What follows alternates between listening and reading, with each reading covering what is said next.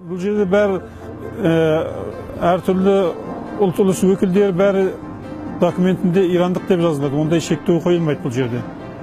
Соғыста отбасынан бір кісі шәйіт болған болса, немесе жараланып қалған болса, сондай бір солардың отбасынан шыққан балаларға біраз жоғары оқу орындарына білім алуға, жұмысқа орналасуына біраз жеңілдіктер беріледі.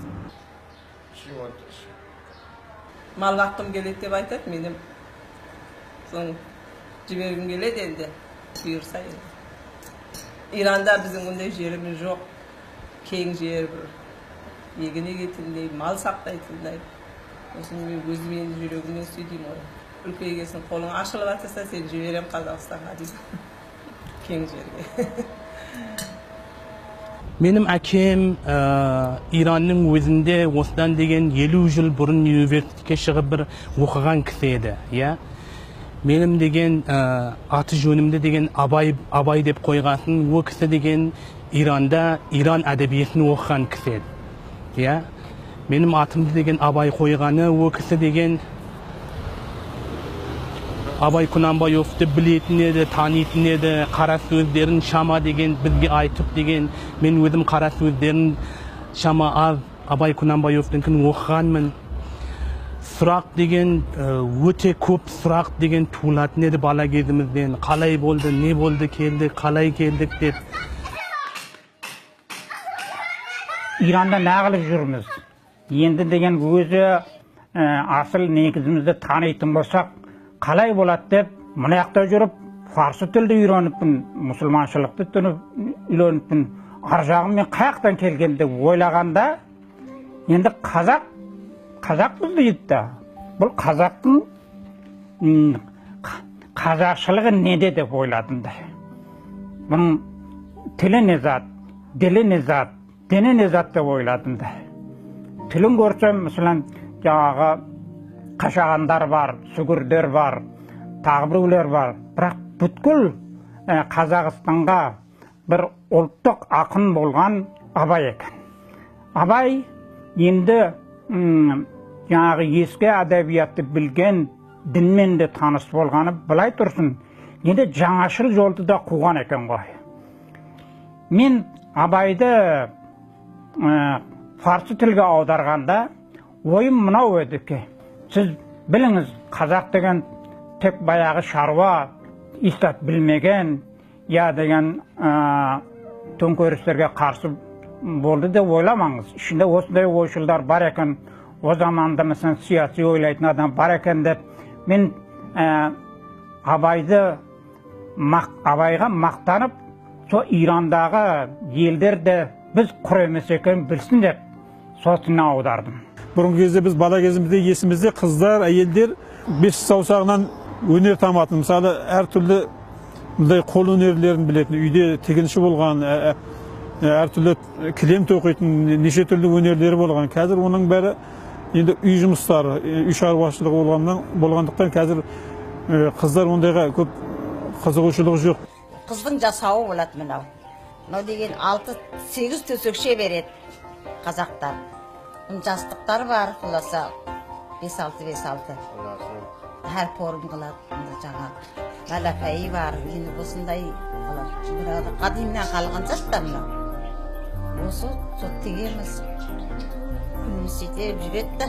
Бұны ауыл бір үйреніп, біреуін қисық қылдық, біреуін жүзу қылдық. Енемізден үйрендік, шешемізден үйрендік біраз қандай. Негізі Иран қазақтар арасында аралас, басқа ұлттармен аралас неке жоқ. Ол қазақтар бір-бірімен той-томалақта танысып, сосын мына өзіне қалыңдық таңдап үйленеді. Мен де сол Бендер Түркменде сол жердің тумасы, жұбайымен сол жерде танысқанмын, сосын үйренгенбіз ғой. Парсы мәдениеті бүйірге әсер қойған. Әйелдер деген парсылар әйелдерді жақсы сыйлайды ғой. Сол үшін бұл қазақтарды енді Қазақстанның қазақтарымен айырмашылығы не? Қазақстанға мен барғанда келіндерді көрдім ғой. Көп ата жағына, ене жағына көп құрмет көрсетеді. Енді Иранның қазақтары кішкене kelinler yerkelew sunum aytyp beren dediler. Mana sarı tavuk deyt. 6-7 yumurtqa 7-8 yumurtqa bastırıp et, ondan 7-8 şişe çıkardı. Жаңалықта болды мынау. Тұрғызайын ба? Тұрғыз жібер. Өзі тұрды. Бер тұра бер. Мынаны 15-20 күн болады алғаныма. 4 миллион 200-ге алдық, бала келді. Мына енді бұйырса құрбандық қыламыз ба дедік. Жақсы болады. 7 адамға кішкене нашарлық қылады ғой дейміз, 5 адам болып соямыз дедік мынаны. Бұйырса. Енді күйлі мал тумаған мал мынау. Қашар дейді. Үйде деген бірінші мектепке, бірінші классқа барғанда, иран тілін білмейтін боламыз. Сондықтан оқу қиын болды кезінде. Бірінші класс, екінші класс, үшінші класстан кейін жайлап алып кеттік. Алдында бәрін үйде, көшеде ойнағанда бәрін қазақша сөйлейтінбіз. Қазір де сондай жалпы жағдайы. Осы жерде қазақ ауылдың ішінде балдар қазақша сөйлейді, бір-бірімен қазақша сөйлесіп, қазақша ойындарды ойнайды. Кету себебі енді жаңағындай патриоттық сезім, қазақпын деген. Қазаққа енді Қазақстан егемендігін алғасын, ар жағы енді Қазақстан болды деп. Қазақ болайын деп кеттік ар жағында.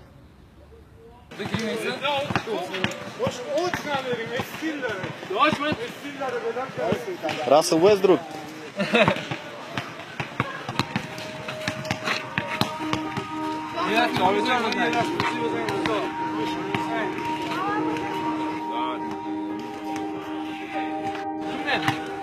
Anam men. Қазақстан енді білем ғой, бұрын көп қиындық шеккендерінен, бұрын Россия көп әзиет бергендерінен білдім, соларды білем енді. Көп қазақтар қиындық шекті, осы соғыс шейін. Қиындық шегіп енді бір жақсы бір ел жөнделген сол. Россияның қасында өзіне бір нән ел болған, Ирандың 3 танесідай, сол өзіне бір мақтану керек те соған. Мақтанасың сен соған. Нән бір елің бар екен өзіңе бір қазақ болып. Соған өте қуанам мен.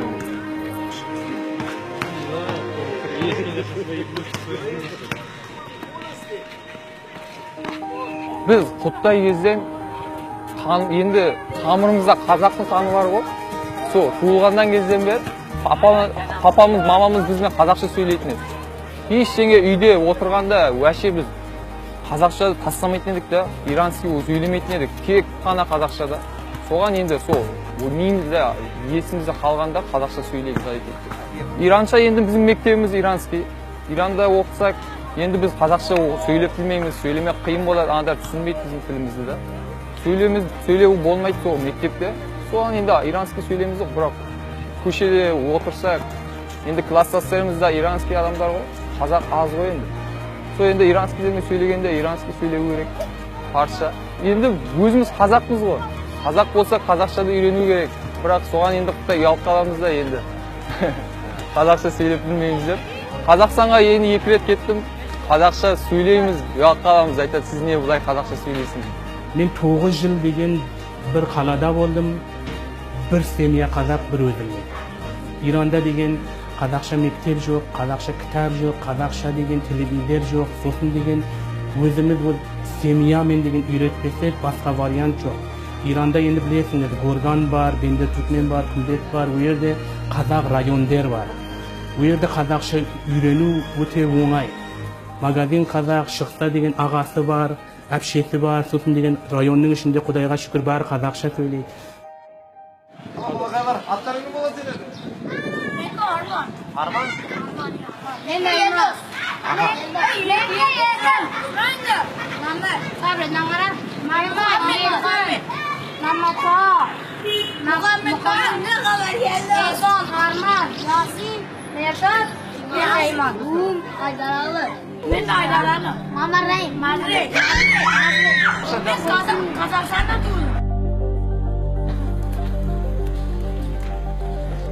Жұмыс енді көзіңе көре да.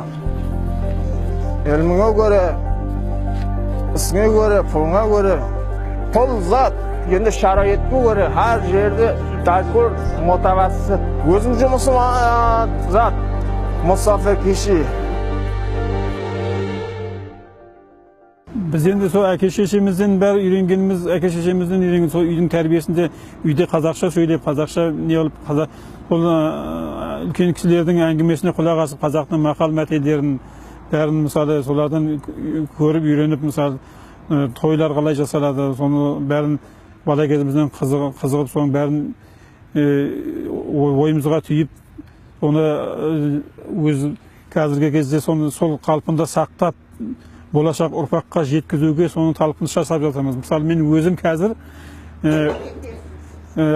Горганда болсын, Бендер, Түркменде болсын, бір үйлену тойлары болғанда жұрттың өзі қазір біреулер енді қолқа салады, беташар айтатын адам жоқ, тойбастар оқитын кісі жоқ, сіз айтып беріңізші дейді. Сондай қолқа салғанда менде жарайды, мен бірақ домбыра тарта алмаймын деймін. Енді дәстүр, салт дәстүр ұмытылмасын, мен соны сізге орындап берейін деп, қайда жүрсем де өзімнің дәптерім бар, сосын бар, мәне беташар кітабым бар, соны алып жүремін.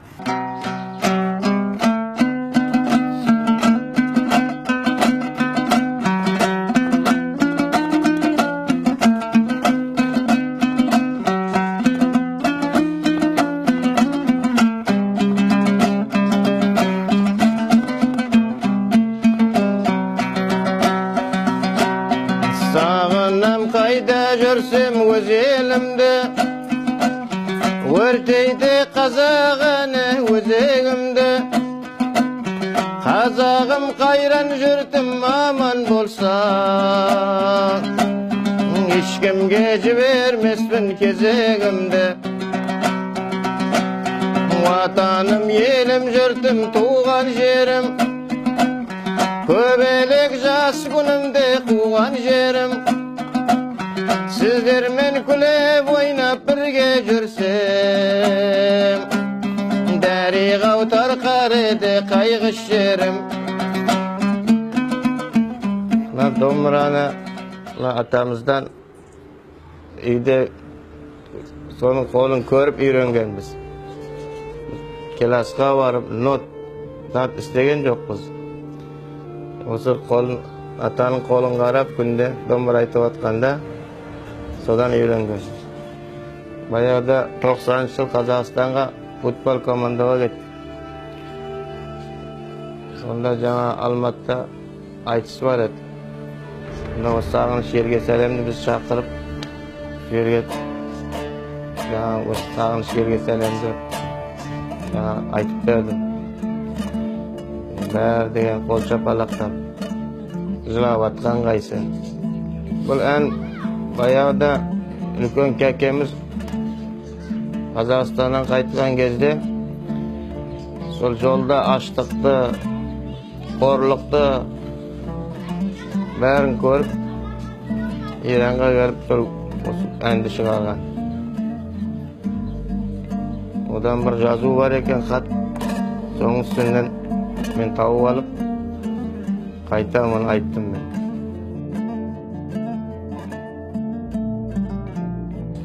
Енді бүйірдің үкіметі қайдан келдің, не қылып жүрсің деп бізді ондай қорлаған жоқ.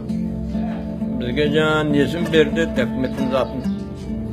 Балдарды оқуға алды, әскерлікке алды. Иран бізді қорғады. Қайдан келдің, қаяқтың бәлесің деп бізге бір қорлық көрсеткен жоқ. Қазір деген, Құдайға шүкір мен деген өзімше жағдайым жетеді өзіме, иә. Бірақ көшіп баратын мақсат тек қана бала шағам үшін. Мен өзім бір деген өкінетін мәселем, әке шешеммен бірге қосылып, оларды деген Қазақстанға апара алмадым. Сол шығар. Қазақстан өте атап-атам ғой, өте жақсы ғой. Қазақстан Құдай берген ғой бізге. Топырақтан, байшылықта бәрі жақсы. Елі де жақсы да, өзі туған, туымалас, туыс болып шығады бәрі отырсан. O sen bulamısın mı? Bunamısın mı? Aklımda tuğmalı spor şahıdı. Bir ağam var koymazdan ayta kirşişti. Ne olacaksın? Kirşişti diyor. Toprağına kirşişti. Ata var diyorum ya. Endi şu bağlarnamanı jasap atırmın da ketүүгө. Қазақстан жолу. Мен енді өзім жалпы айтам, иә. Құрдастарым бар, достарым бар қалып қойған кезінде. Айтам енді. Болды ғой енді Қазақстанға келмейсіңдер ме деп. Ешкім келмеймін деп айтпайды, бәрі барамыз дейді. Енді жағдайына қарайды да әркім. Бүгін болмаса да ертең әйтеуір барады ғой. Қазақ болғасын бәрі. Жүрегін қазақ деп ұрып тұрады да енді. Осының өзінде біз Тегеранда тұрамыз, осы қазақтарды іздеп келеміз ғой Горганға. Осы қазақтарды көрейік деп та. Бәрібір қазақ әр жерде болса да, басқа қазаққа ана жүрегі деген дүпілдейді екен да. Жүрек кетем деп тұр ғой. Жүрек кетем деп. Себебі bir yerden жүрегім өліп жүр. Ағайын анияққа кеттен обай. Бір-екі туманас бұл жерде. Бірақ енді бұйырсақ ертелгеш кетем ғой. Себебі сол елге қосылмалы.